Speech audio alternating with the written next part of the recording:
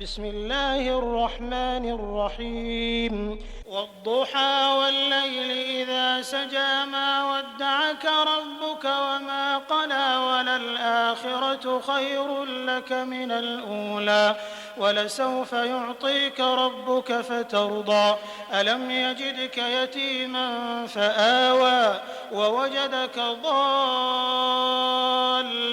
فهدى ووجدك عائلا فأغنى فأما اليتيم فلا تقهر وأما السائل فلا تنهر وأما بنعمة ربك فحدث۔ السلام علیکم ورحمۃ اللہ وبرکاتہ۔ اعوذ باللہ من الشیطان الرجیم، بسم اللہ الرحمن الرحیم۔ والضحى واللیل اذا سجى ما ودعك ربك وما قلى وللآخرة خير لك من الأولى وَلَسَوْفَ يُعْطِيكَ رَبُّكَ فَتَرْضَى أَلَمْ يَجِدْكَ يَتِيمًا فَآوَى وَوَجَدَكَ ضَالًّا فَهَدَى وَوَجَدَكَ عَائِلًا فَأَغْنَى فَأَمَّا الْيَتِيمَ فَلَا تَقْهَرْ وَأَمَّا السَّائِلَ فَلَا تَنْهَرْ وَأَمَّا بِنِعْمَةِ رَبِّكَ فَحَدِّثْ۔ والضحیٰ قسم ہے روز روشن کی، واللیل اور رات کی، اذا جب کہ سجا وہ سکون کے ساتھ چھا جائے، ماں نہ ودعک چھوڑا تمہیں اے محمد صلی اللہ علیہ وسلم، ربک تمہارے پروردگار تمہارے رب نے، وما اور نہ قلا وہ ناراض ہوا، وَلَلْآخِرَةُ اور البتہ آخرت، خیرم بہتر ہے، لکا تمہارے لیے، من سے، اولا اس دنیا یا پہلی حالت سے، وَلَسَوْفَ اور ضرور عنقریب، یعطیک دے گا تمہیں، ربک تمہارا پروردگار تمہارا رب، فترضی پس تم راضی ہو جاؤ گے، علم کیا نہیں، یجد کا پایا تمہیں، یتیمن یتیم، فآوا پس پھر جگہ دی، ووجدک اور پایا تمہیں، ضالًا راہ سے ناواقف، فہدی تو سیدھا راستہ دکھایا، ووجدک اور پایا تمہیں، عائلاً تنگ دست، فاغنی تو غنی کر دیا، فاما پس جو یتیمہ یتیم ہو، فلا پس نہ تقہر قہر سے پیش آؤ، واما اور جو سائلہ سائل ہو مانگنے والا ہو، فلا پس نہ تنہر جھڑکو، واما اور جو بنعمتی نعمت ہے، ربک تمہارے رب کی تمہارے پروردگار کی، فحدث سو بیان کرتے رہو۔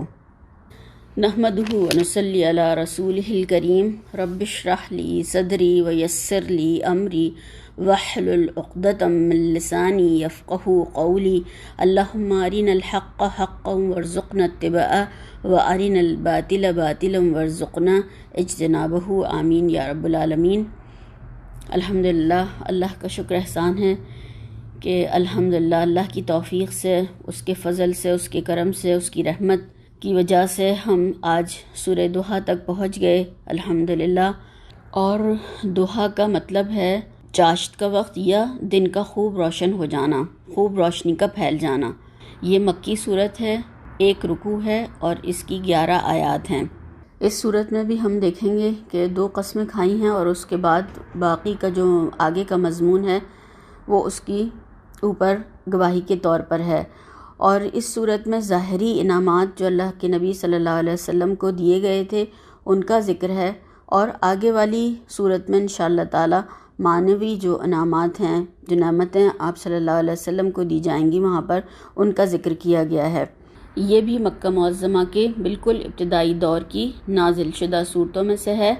اور روایات سے معلوم ہوتا ہے کہ کچھ مدت کے لیے وحی کا سلسلہ بند ہو گیا تھا، جس سے اللہ کے نبی صلی اللہ علیہ وسلم بہت پریشان ہو گئے، اور بار بار آپ صلی اللہ علیہ وسلم کو یہ اندیشہ لاحق ہوتا تھا کہ کہیں اللہ تعالیٰ مجھ سے ناراض تو نہیں ہو گیا، مجھ سے کوئی ایسا قصور یا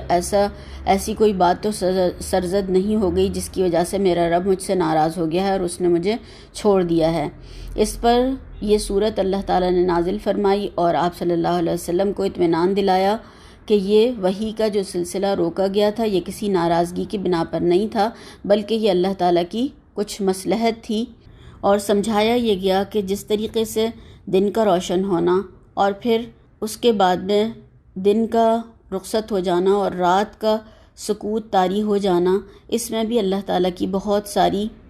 جو مصلحتیں ہیں وہ کار فرما ہیں۔ اس سے یہ بات واضح نہیں ہوتی ہے کہ اللہ تعالیٰ آپ سے ناراض ہوا، اور وہی آنے کی وجہ سے جتنی آپ کو مشقت ہوتی تھی، جتنی آپ کو کہ آپ سخت سردیوں میں بھی پسینے سے شرابور ہو جایا کرتے تھے، تو یہ اگر تیز روشنی آپ پر مسلسل پڑتی رہتی تو آپ کے اعصاب اس کو برداشت نہیں کر سکتے تھے، اس لیے بیچ میں تھوڑا سا وقفہ دیا گیا تاکہ آپ تھوڑا سا سکون حاصل کر سکیں، اور پھر اس کے بعد میں جب آپ کو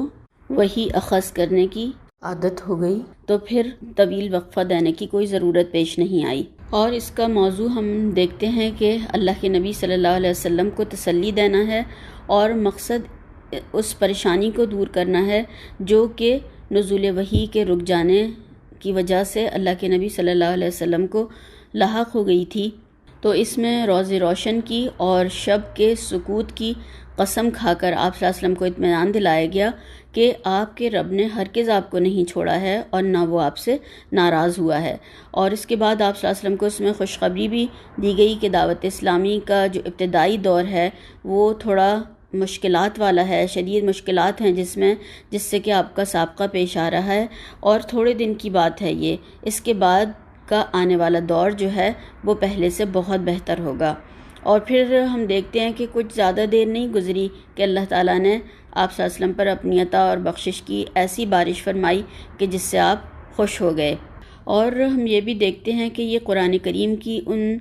صاف اور واضح کھلی صریح پیش گوئیوں میں سے ہے جو بعد میں حرف بحرف پوری ہوئیں، حالانکہ جس وقت یہ پیش گوئی کی گئی تھی اس وقت کہیں دور دور تک بھی اس کے آثار نہیں نظر آتے تھے کہ مکہ میں جو بے یار و مددگار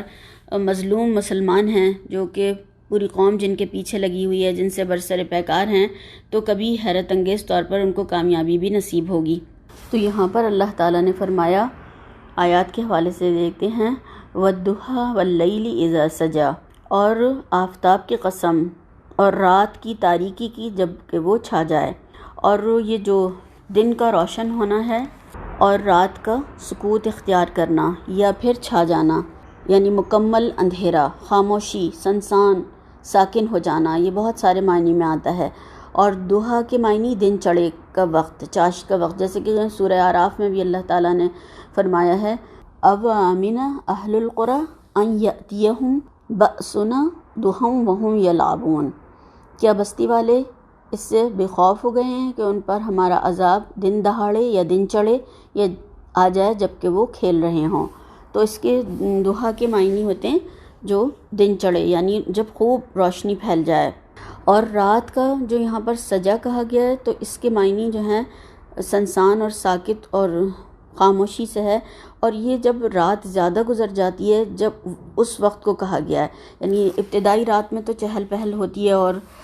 آنا جانا ہوتا ہے، سکوت نہیں ہوتا، مگر جب جیسے جیسے رات بڑھتی جاتی ہے آگے اور پھر 12 1 بجے 2 بجے دیکھیں کتنا سکوت اور خاموشی ہو جاتی ہے۔ تو یعنی ایک روشن دن جبکہ بھاگ دوڑ کام کاج کا وقت، اور پھر ایک رات طاری ہو جائے یا رات سنسان ہو جائے، ساکن ہو جائے، تو وہ اس میں بتایا گیا ہے کہ جب یہ کیفیت ہو جائے، اور یہ دو کیفیت بالکل متضاد اور مختلف اللہ تعالیٰ نے پھر ہمارے سامنے رکھی ہیں، ہم پہلے سے بھی پڑھتے چلے آ رہے ہیں ان کو، اور یہاں پر بھی یہی دو کیفیتیں رکھی ہیں۔ اور ہم دیکھتے ہیں کہ رات کی اس صفت کا اس مضمون سے گہرا تعلق ہے جو آگے بیان کیا جا رہا ہے۔ آگے والی آیت میں اللہ تعالیٰ نے فرمایا ما ودعک ربک وما قلی، کہ اے محمد صلی اللہ علیہ وسلم تمہارے رب نے نہ تو تم کو چھوڑا ہے اور نہ وہ تم سے ناراض ہوا ہے۔ اور اس آیت کے حوالے سے اور اس صورت کے حوالے سے بھی اس کا شان نزول، اس میں ایک واقعہ بیان کیا جاتا ہے۔ ایک بار اللہ کے نبی صلی اللہ علیہ وسلم بیمار ہو گئے اور 2-3 راتوں تک آپ قیام اللیل کے لیے نہیں اٹھے، تو ابو لہب کی بیوی ام جمیل جو آپ کی چچی بھی تھی اور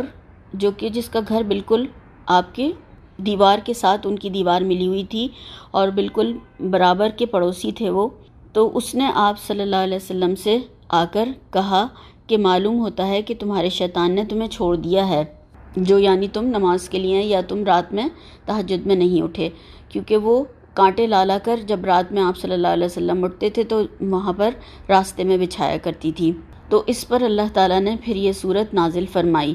اور روایات میں یہ بھی آتا ہے اور اس کی مدت بھی مختلف صحابہ کرام نے مختلف بتائی ہے، اور مختلف مفسرین نے اس کے بارے میں لکھا ہے کہ ابن جریج نے اس کی مدت 12 دن بتائی ہے جو وحی کا سلسلہ رک گیا تھا، اور کلبی ایک مفسر ہیں انہوں نے 15 دن بتائی ہے، اور ابن عباس رضی اللہ تعالیٰ عنہ جو ہیں انہوں نے 25 روز بتائی ہے، اور مقاتل جو ہیں انہوں نے 40 دن اس کی مدت بتائی ہے، یعنی زیادہ سے زیادہ اتنا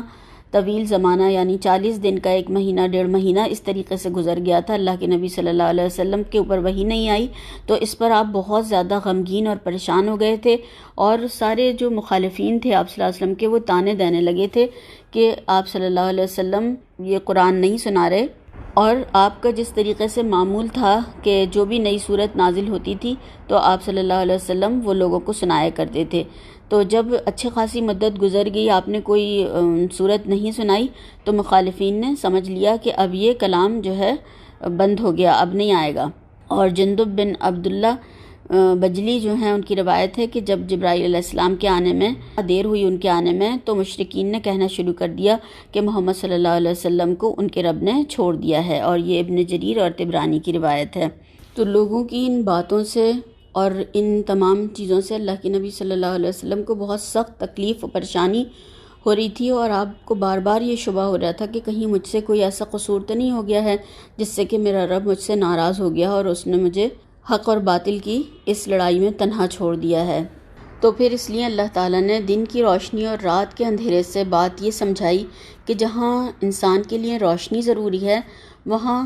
رات کا اندھیرا بھی باعث سکون ہے، یعنی دن بھر کی بھاگ دوڑ کام کاج کے بعد میں اس کو تھوڑا آرام کرنا اور سکون لینا وہ بھی زیادہ ضروری ہے۔ تو وحی کا آنا دہا ہے اور نہ آنا سجا ہے، یعنی سکوت اور سکون کا ذریعہ۔ اور پھر اس سے یہ بھی ایک بات سمجھانا مقصود ہے کہ روشنی کی قدر انسان کو اندھیرے میں ہی ہوتی ہے، کہ جب اندھیرا چھا جاتا ہے اور رات ہوتی ہے تو پھر اسے دن کی قدر بھی محسوس ہوتی ہے۔ اور کیونکہ آپ صلی اللہ علیہ وسلم بہت زیادہ بوجھ محسوس کرتے تھے، سخت سردی میں بھی آپ کے پسینے کی دھاریں چلنے لگتی تھیں جب وحی آتی تھی، اور یہاں تک کہ روایات میں آتا ہے کہ آپ اگر اونٹنی پر سوار ہوتے تھے اور وحی آتی تھی تو وہ بھی اپنی گردن ڈال دیتی تھی، بوجھ سے دب جاتی تھی، بیٹھ جاتی تھی، وہ اتنا زیادہ اس کے اوپر وزن پڑتا تھا۔ تو آپ صلی اللہ علیہ وسلم کے اوپر کتنا بوجھ ہوتا ہوگا اس کا، مگر اس کے باوجود اللہ کے نبی صلی اللہ علیہ وسلم کو علم حاصل کرنے کا اس قدر شوق تھا کہ آپ جبرائیل علیہ السلام کا انتظار کرتے تھے، اور ان کے آنے سے آپ کو خوشی محسوس ہوتی تھی۔ مشقت اتنی تھی، اتنی پریشانی اٹھاتے تھے، مگر پھر بھی وحی کا انتظار کرتے تھے، اور جب وحی نہیں آئی تو آپ غمگین ہو گئے، اداس ہو گئے، پریشان ہو گئے، آپ کو فکر لاحق ہو گئی۔ تو یہ کیا ہے کہ علم کا اس قدر شوق تھا، حالانکہ آپ پڑھے ہوئے نہیں تھے، آپ امی تھے، مگر اللہ تعالیٰ نے آپ کے اندر اس وحی کو اخذ کرنے کا اتنا زیادہ شوق اور جذبہ رکھا تھا۔ آج دیکھیں کہ آج تمام طرح کے علوم موجود ہیں، اور خاص کر دین کا علم، جو کہ کتنی طرح کے ہمارے پاس ہر چیز، ہر طرح کے وسائل موجود ہیں، اس کے باوجود بھی ہمارے اندر نہ شوق ہے آج امت مسلمہ میں، اور نہ کوئی عمل کرنے کی کوئی انسان کے اندر جستجو ہے، اور نہ ہی کوئی کوشش اور محنت ہے کہ ہم اس کو علم کو حاصل کریں اور پھر خود عمل کریں اور دوسروں تک پہنچانے والے بھی بنیں۔ اور جب کوئی وقتی طور پر کوئی نعمت چلی جاتی ہے تو پھر انسان جب اس کا عادی بھی ہو چکا ہوتا ہے تو بہت اسے قلق ہوتا ہے، بہت اسے پریشانی ہوتی ہے، بہت اسے مشکل پیش آتی ہے۔ تو ایک خیال یہ بھی گزرتا ہے کہ کہیں اللہ تعالیٰ مجھ سے ناراض تو نہیں ہو گئے، کہیں کوئی ناشکری یا کوئی ایسی بات تو نہیں ہو گئی ہے جو اللہ تعالیٰ کو ناراض کرنے والی تھی۔ تو یہ خیالات دل میں ضرور آتے ہیں۔ تو اسی طرح سے اللہ کے نبی صلی اللہ علیہ وسلم کے دل میں بھی یہ باتیں آ رہی تھیں۔ پھر فرمایا وَلَلْآخِرَةُ خَيْرٌ لَكَ مِنَ الْأُولَىٰ، اور آخرت تمہارے لیے پہلی حالت یعنی دنیا سے کہیں بہتر ہے۔ آخرت سے مراد قیامت کا دن بھی لیا گیا ہے، اور اولا سے مراد دنیا لی گئی ہے، اور آخرت میں زیادہ فائدے بتائے گئے ہیں۔ اور دوسرا ایک اور معنی اس کا یہ بھی کیا گیا ہے کہ آخرت سے مراد بعد کا دور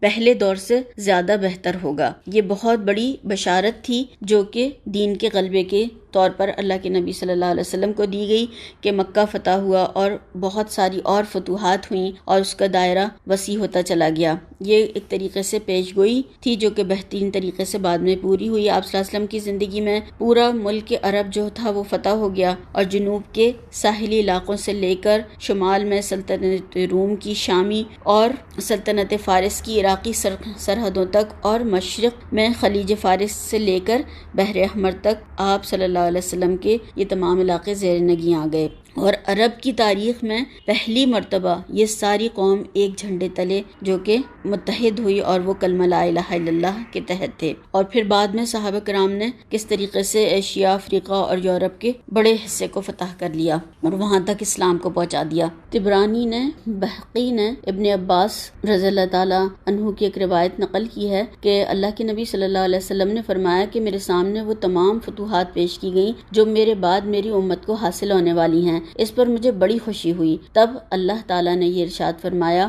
کہ آخرت تمہارے لیے دنیا سے بہتر ہے۔ پھر اللہ تعالیٰ نے فرمایا وَلَسَوْفَ يُعْطِيكَ رَبُّكَ فَتَرْضَىٰ، اور تمہیں پروردگار عنقریب وہ کچھ عطا فرمائے گا کہ تم خوش ہو جاؤ گے۔ یعنی اس دنیا کی مشقتوں اور تکلیفوں اور پریشانیوں کے بعد میں جو آپ کو راحت اور آرام، سکون اور نعمتیں اور انعامات اور جو اللہ تعالیٰ کا فضل ملے گا تو وہ تو بے انتہا ہوگا۔ وہ جو انعامات ہوں گے یعنی آخرت میں اس قدر انعامات ملیں گے کہ آپ جو ہے وہ خوش ہو جائیں گے، اور کیا کیا عزتیں اللہ تعالیٰ نے انعامات کی شکل میں وہاں پر تیار کر رکھی ہیں۔ اور ابن جریر کی ایک روایت میں یہ بھی ملتا ہے کہ آپ صلی اللہ علیہ وسلم کے لیے الف ہزاروں جو محل ہیں وہ تیار ہیں، سب میں اعلیٰ ترین نعمتیں ہیں، اور وہ سب سے اعلیٰ درجے کے محلات ہوں گے جو آپ صلی اللہ علیہ وسلم کو دیے جائیں گے۔ اور آپ صلی اللہ علیہ وسلم نے کتنی کوشش محنت کی اور پھر صحابہ کرام کو سکھایا، پھر اس کے بعد ان لوگوں نے ان کے بعد ان کو، اور پھر آج ہم تک پہنچا، اور پھر یہ قیامت تک جو پہنچتا رہے گا دین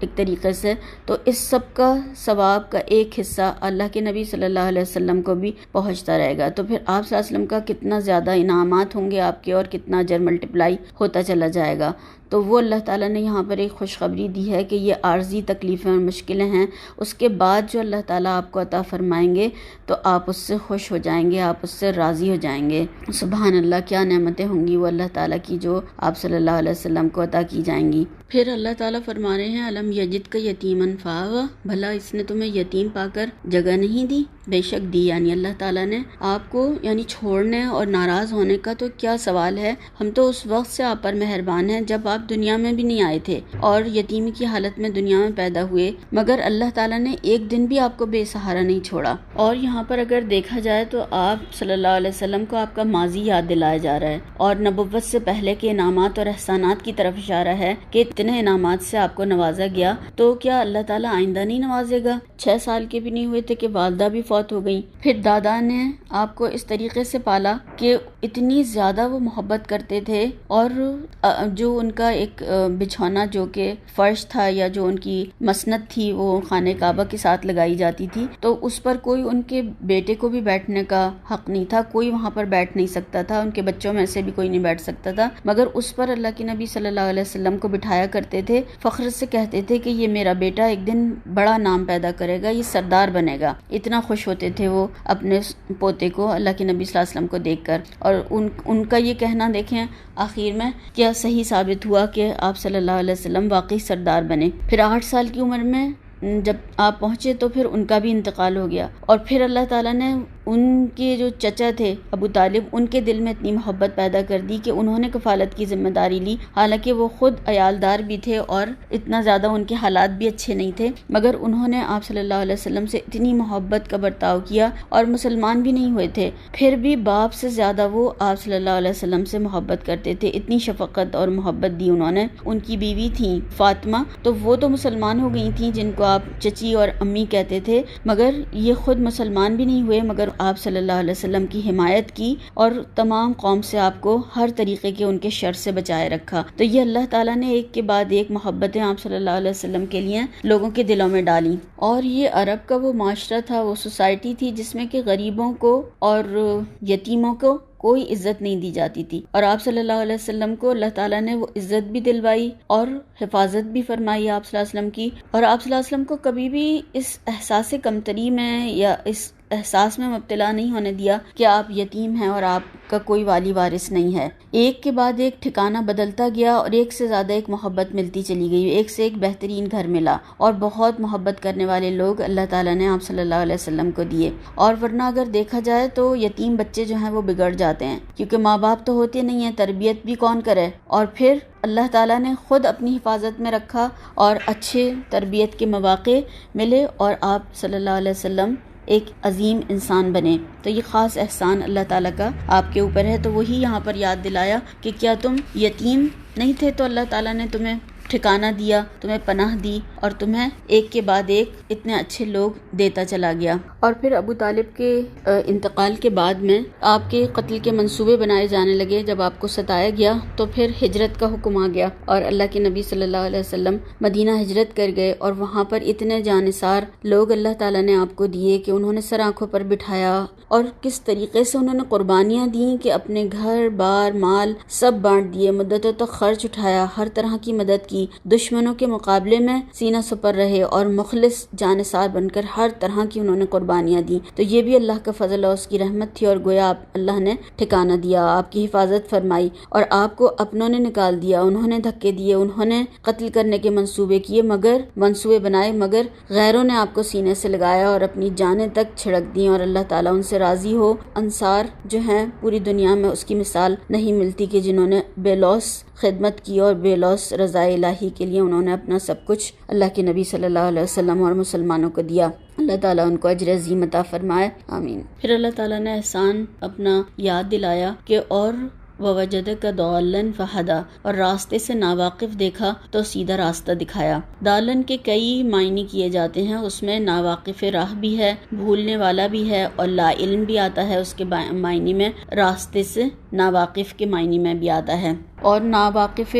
راہ یا راستہ نہ جاننے کی صورت میں کہ ایک انسان حیران پریشان کھڑا ہو، بہت سارے راستے ہوں اس کے سامنے اور اسے معلوم نہیں ہو کہ وہ اس کو کون سے راستے پر کدھر جانا ہے، تو ناواقف راہ۔ اور ایک معنی اس کے کھوئے ہوئے کے بھی کیے گئے ہیں، اور ایک معنی ایسے درخت کے بھی کیے گئے ہیں جو کہ صحرا میں تنہا یا اکیلا کھڑا ہوا ہوتا ہے، اور ایک معنی اس کے یہ بھی کیے گئے ہیں کہ ضائع ہونے کے لیے، کوئی چیز ضائع ہو رہی ہو اس کو بھی کہا جاتا ہے، اور ایک معنی غفلت کے بھی کیے گئے ہیں۔ اس کے بارے میں روایات میں آتا ہے کہ بعثت سے پہلے عرب میں، یعنی جب اللہ کے نبی صلی اللہ علیہ وسلم نبی نہیں بنائے گئے تھے، اس سے پہلے کی بات ہے، بنائے گئے اس سے پہلے کی بات ہے کہ دین حنیف کے پیروکار جو تھے وہ شدید الجھن کا شکار تھے، حتیٰ کہ ایک روایت میں آتا ہے کہ وہ بیت اللہ سے ٹیک لگا کر حرم میں بیٹھ جاتے تھے اور بہت حسرت کے ساتھ کہتے تھے کہ اے رب، ہم نہیں جانتے کہ تیری عبادت کس طرح کریں۔ تو یہ کیفیت تھی کہ کیا کریں، کیسے کریں، اور آپ کو جب تک نبوت نہیں ملی یہی حالات تھے، حیران اور پریشان تھے کہ کیا کرنا ہے، کس طرح کرنا ہے، کس راستے پر چلنا ہے،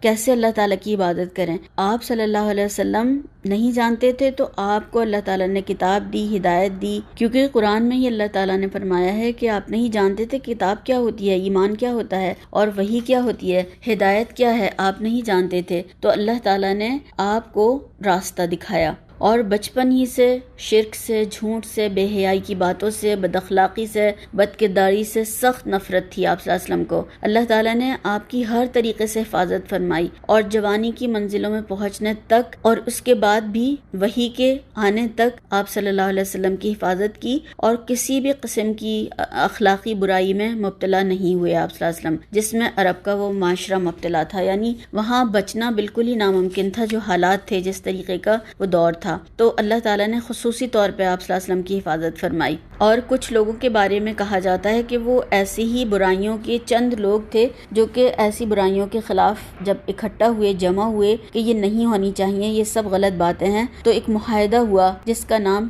حلف الفضول تھا۔ تو اس معاہدے میں آپ صلی اللہ علیہ وسلم بھی شریک ہوئے تھے، اور حضرت ابوبکر صدیق رضی اللہ تعالیٰ عنہ جو کہ آپ کے دوست تھے وہ بھی اس میں شامل تھے، اور یہ برائیوں پر کڑتے تھے کہ کس طریقے سے ان سب برائیوں کو ختم کیا جائے، تو یہ معاہدہ ہوا تھا۔ اور پھر جیسا کہ ہم جانتے ہیں کہ وحی آنے سے پہلے آپ صلی اللہ علیہ وسلم تنہائی پسند بھی ہو گئے تھے، اور غار حرا میں چلے جاتے تھے، اور وہاں پر کتنے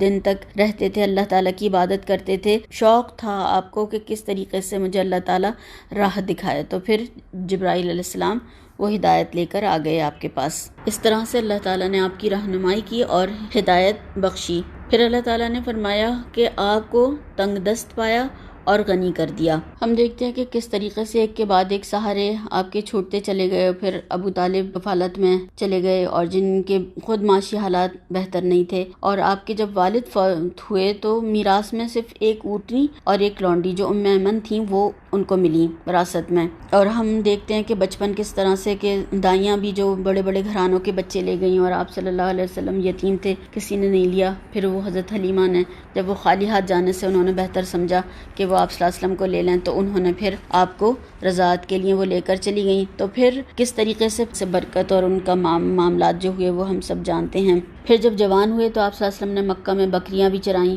اور چچا کے ساتھ تجارت کے سفر میں بھی گئے۔ 25 سال کی جب عمر تھی آپ کی، اور پھر حضرت خدیجہ کا مال لے کر ایک غلام جو ان کا تھا میسرہ، اس کے ساتھ بھی آپ گئے، اور پھر وہاں پر جب انہوں نے اس غلام نے امانت دیکھی اور کس طریقے سے آپ کا سلوک دیکھا اور کس طرح تجارت کے معاملات دیکھے، تو اس نے آ کر جب حضرت خدیجہ سے بات کی، تو حالانکہ وہ 2 بار بیوہ ہو چکی تھی، مکہ کے بڑے بڑے سردار اور حسب نسب والے مالدار لوگوں کی طرف سے شادی کے پیغام آئے، مگر انہوں نے منع کر دیا کہ دولت تو ان کے پاس اس قدر تھی، انہیں اخلاق و کردار کا کوئی اچھا انسان چاہیے تھا۔ تو انہوں نے جب آپ صلی اللہ علیہ وسلم کو نکاح کا پیغام دیا، اور پھر اس طریقے سے آپ صلی اللہ علیہ وسلم کو مالدار بنایا اللہ تعالیٰ نے، اور آپ صرف اس مال پر بھی آپ نے انحصار نہیں کیا ان کے مال پر، بلکہ اس کو تجارت سے آپ نے فروغ دیا، اور اپنی قابلیت اور محنت سے آپ نے اس تجارت کو اور 4 چاند لگا دیے۔ تو یہ اللہ تعالیٰ نے فرمایا کہ آپ کو اللہ تعالیٰ نے مالدار اور غنی کر دیا۔ پھر آپ کو یہاں پر بتایا گیا کہ تو تم بھی یتیم پر ستم نہ کرنا، فَأَمَّا الْيَتِيمَ فَلَا تَقْهَرْ وَأَمَّا السَّائِلَ فَلَا تَنْهَرْ وَأَمَّا بِنِعْمَةِ رَبِّكَ فَحَدِّثْ، کہ آپ یتیم پر سختی نہ کیجیے اور مانگنے والے کو نہ جھڑکیے، اور اپنے پروردگار کی نعمتوں کا بیان کرتے رہیے۔ اور اس سے پہلے ہم کئی بار یتیموں اور مسکینوں کے بارے میں بھی پڑھ چکے ہیں، اور پھر کس طریقے سے آپ صلی اللہ علیہ وسلم کو یہاں پر بتایا گیا، کیونکہ جو خود اس حالات سے گزر چکا ہو وہ اس سختی کو، اس حالات کو، اس یتیمی کی کیفیت کو زیادہ اچھی طرح سمجھ سکتا ہے۔ تو یتیم بھی ہیں اور بے سہارا لوگ بھی، خاص کر یتیم بچیوں اور لڑکیوں کے حوالے سے جو وہاں پر ان کے معاشرے میں بہت زیادہ ظلم و ستم تھا، اس کو یہاں پر بتایا گیا اور کہا گیا کہ ان کے اوپر دباؤ نہ ڈالو، ان کو غلام نہ بنا لو، سختی نہ کرو ان کے اوپر۔ اور جو سائل ہے، اور سائل سوال کرنے والا جو ہے، یہاں پر ایک تو مال کا سوال بھی کرنے والا، اور ایک دین کا یا علم کے حاصل کرنے کے لیے بھی کوئی سوال کرنے والا ہو سکتا ہے۔ تو دونوں طرح کے سائل کو، چاہے کیسا بھی کسی کا سوال غلط ہو، مضحکہ خیز ہو، یا پھر بے وقوفی کا ہو، یا کوئی بیکار کا ہو، اس کو بھی صحیح طرح سے ہینڈل کر کے اور اس کو جو ہے جواب دیا جائے، اس کو جھڑکا نہ جائے، منع نہ کیا جائے۔ اور اگر مال کے حوالے سے کوئی سوال کرے تو پھر اس کو بھی جو بھی کچھ ہو انسان کے پاس وہ اس کو دے دے، اور جو اللہ کے نام پہ سوال کرے تو اسے منع نہ کرے۔ اور پھر اس کے بعد میں جو اللہ تعالیٰ نے نعمتیں دی ہیں، اپنے رب کی نعمتوں کا ذکر یعنی اظہار اور بیان کریں، جو اللہ تعالیٰ نے احسان کیے ہیں، ہدایت دی، نبوت دی، رسالت سے نوازا، اس مشن کو پورا کریں، اس کا بیان کریں، یعنی جو اللہ نے آپ کو نعمتیں دی ہیں اس کو دوسروں کو بھی دیں۔ جیسے آپ کی کفالت اور سرپرستی کا انتظام کیا، اس کا بھی ذکر کریں۔ اچھے دنوں کے پانے کے بعد برے دنوں کا ذکر نہیں کرتے، بھول جاتے ہیں، تو ایسا نہیں ہے، بلکہ وہ بھی یاد رکھیں اور ماضی کو نہ بھولیں۔ کہ حضرت عمر رضی اللہ تعالیٰ عنہ کا طریقہ تھا کہ جب بھی ذرا کچھ ان کو تھوڑا کچھ محسوس ہوتا تھا تو وہ فوراً کہتے تھے کہ اے عمر، تو کیا تھا؟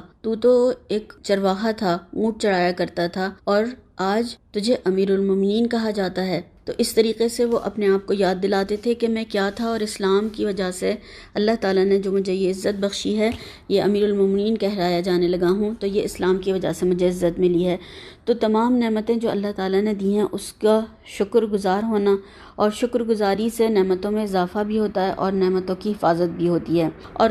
اس میں جو ہے اسراف نہ ہو، حد سے تجاوز نہ ہو، اپنے اوپر بھی خرچ کریں، دوسروں کے اوپر بھی خرچ کریں، اور پھر اس کے بعد میں جو نعمتیں اللہ تعالیٰ نے دی ہیں ان کا اظہار کرنا کوئی برا نہیں ہے، مگر وہی اسراف اور حد سے تجاوز نہ ہو۔ اور آپ صلی اللہ علیہ وسلم ایک دعا بھی فرمایا کرتے تھے کہ اللہ ہمیں اپنی نعمتوں کا شکر گزار، ان کے جیسے اپنی حمد کرنے والا اور نعمتوں کا اقرار کرنے والا بنا، اور انہیں ہم پر مکمل فرما، آمین ثم آمین۔ تو اللہ تعالیٰ نے آپ صلی اللہ علیہ وسلم نبوت سے سرفراز فرمایا، تو آپ نے اس کا لوگوں سے ذکر کیا، لوگوں تک یہ باتیں جو اللہ نے آپ کو دی تھیں وہ سب پہنچائیں، انہیں دعوت دی، اور اپنے گھر سے شروع کیا، اور پھر اس کا دائرہ وسیع ہوتا چلا گیا، اور پھر یہ آج پوری دنیا تک پہنچا، کس طریقے سے ایک کے بعد ایک سب پہنچاتے چلے گئے، اور یہ اب قیامت تک پہنچے گا۔ تو ہم اپنی کوششوں اور محنتوں اور جو بھی ہم کر سکتے ہیں اس میں دیکھیں کہ ہم اللہ کی ان نعمتوں کا جو آج ہمارے پاس اسلام ہے، ہدایت ہے، قرآن ہے،